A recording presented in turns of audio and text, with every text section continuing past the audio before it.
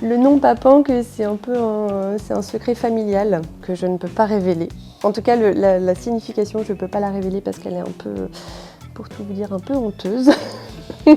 Depuis 2016, Marion imagine et façonne des bijoux aux lignes art déco en plein cœur de Lille. Aujourd'hui, on vous emmène dans les coulisses de Papanque, membre incontournable du collectif Place des Patronnes.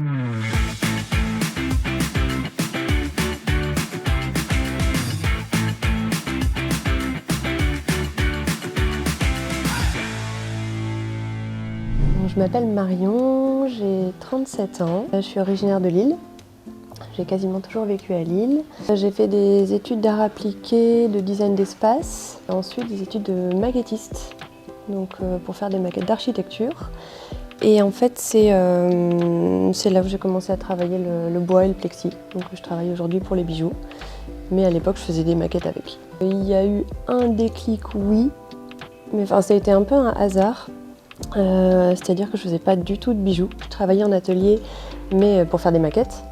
Donc je travaillais avec plein de machines, avec une découpe laser donc, que j'utilise aussi aujourd'hui pour les bijoux. Et en fait, j'ai arrêté ce métier, ça m'a beaucoup manqué. Et en fait, j'ai voulu réutiliser les machines. Et à ce moment-là, vraiment par hasard, j'ai eu un cadeau à faire. Et je me suis dit, je vais faire un bijou, je vais essayer. Et j'ai fait un premier bijou comme ça. Et puis en fait, j'ai aimé, ça a plu aussi. Donc j'en ai fait un deuxième, un troisième. Et en fait, au fil des mois, j'ai continué, j'ai fini par créer la marque au bout d'un an à peu près. Et voilà, ça c'était en 2016, donc il y a 10 ans. J'aurais pas pu imaginer ça. Je pensais pas pouvoir vivre de mon travail. Après, ce qu'il faut savoir, c'est que ces dernières années, j'avais aussi une activité complémentaire. J'étais aussi architecte d'intérieur.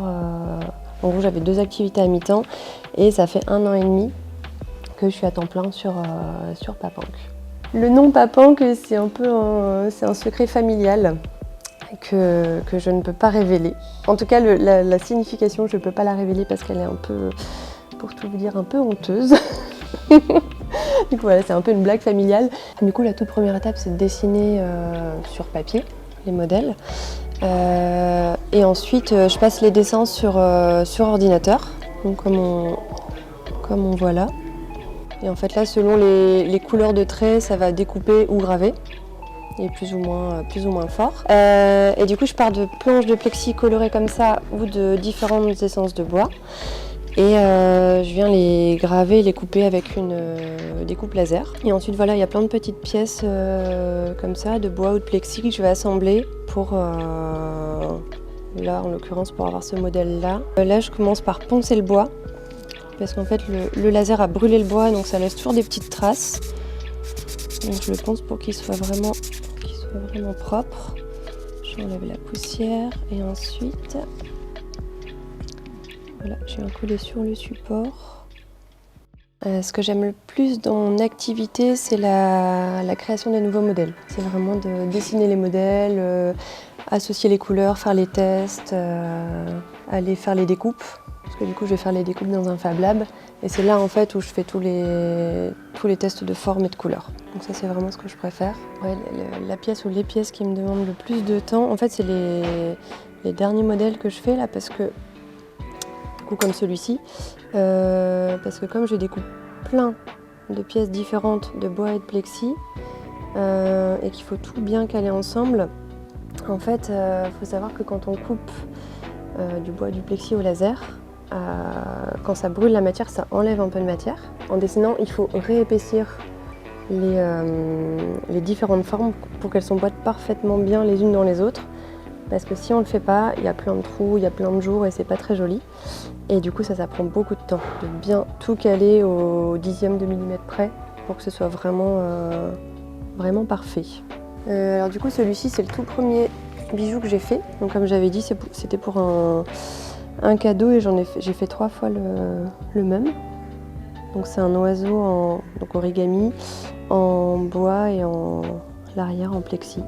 C'était exactement en octobre 2015. Donc ça date, ça fait pour le coup plus de 10 ans. Une petite anecdote, c'est qu'en fait aujourd'hui je travaille avec un ébéniste pour le bois. C'est lui qui me fournit les différentes planches avec les différentes essences. Et en fait, quand j'ai commencé, je connaissais pas du tout ce métier parce que, comme j'ai dit, c'était un peu par hasard. Et du coup, je savais pas où trouver du bois que je pouvais couper au laser, du bois massif mais assez fin. Et du coup, la seule chose que j'ai trouvée, c'est des plinthes de chez Leroy Merlin. Et du coup, les tout premiers bijoux, ils sont en plinthes Leroy Merlin, en chêne massif, mais c'est des plinthes. Voilà. Alors, le costume le plus difficile à porter, alors il y en a plusieurs. La compta.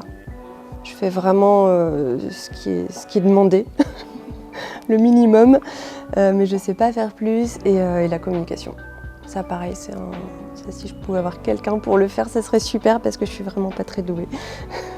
Le plus grand défi face à l'industrie, pour moi, ça serait de se démarquer, mais de réussir à faire comprendre aux gens, aux clients, pourquoi il faut acheter à des petits créateurs, enfin pourquoi il faut soutenir l'artisanat, le local, le fait main et pas les grosses industries et le Made in China.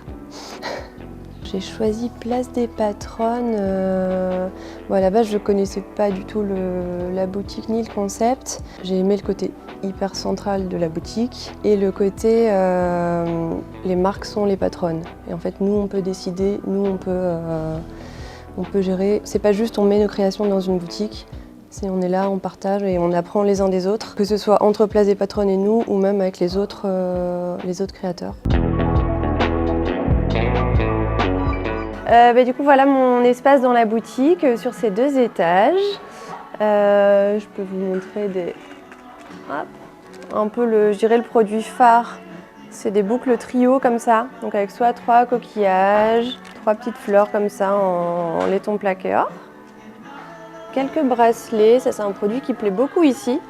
Des petits bracelets joncs comme ça tout fins, qui brillent un peu, voilà, ils sont sympas. Et là, moi, je venais aujourd'hui pour apporter une nouveauté, un bar à bijoux. Donc en fait, on va pouvoir créer ses propres bijoux avec des créoles de différentes tailles. Il y aura aussi différentes formes et aussi des petites pièces que j'ai dessinées et découpées. Pareil, différentes couleurs. Voilà, il y aura plein de choses à faire. Des cœurs à paillettes. Voilà, plein de petites choses que je mets en place. Là, vous pourrez les retrouver chez Place des Patronnes. Retrouvez l'univers de Papank et plus de 200 autres marques engagées chez Place des Patronnes. A très vite pour d'autres épisodes des Portraits Patronnes.